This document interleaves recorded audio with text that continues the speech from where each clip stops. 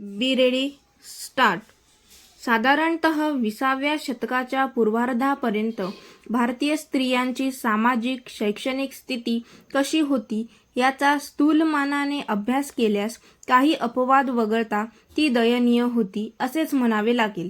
पाहुणा किंवा अपरिचित व्यक्ती, सासरा, दीर यांच्यासोबत स्वतःहून बोलणे तर राहू द्याच, पण समोर येण्यासही प्रतिबंध होता.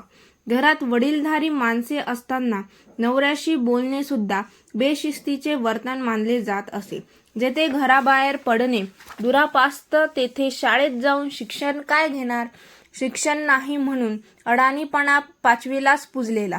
दळणकांडण, धुणी-भांडी, स्वयंपाक करता येणे, अदबशीर वागणे हेच वधूपरीक्षेचे मापदंड होते.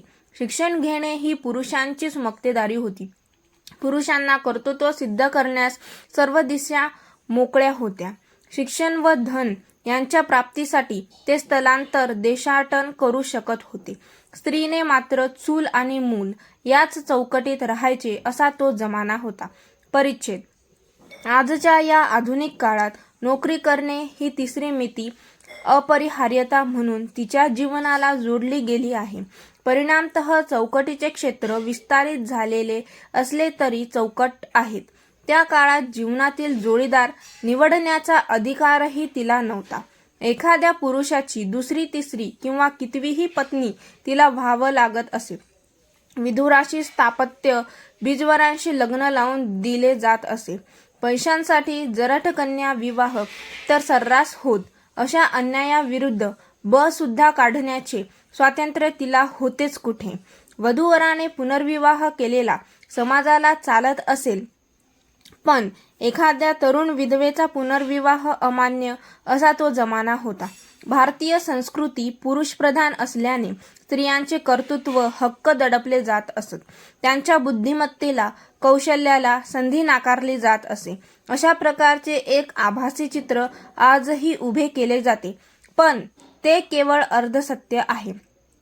कन्या, बहीण, आई, पत्नी, सून या स्त्रियांच्याच विभिन्न भूमिका होत. ही नाती पुरुषांसाठी मानबिंदू असतात, अस्मितेची बाब असते. समाजात सतत वावरत असल्याने पुरुषांच्या सभ्यपणाची त्यांना चांगली जाणीव असते. परिच्छेद.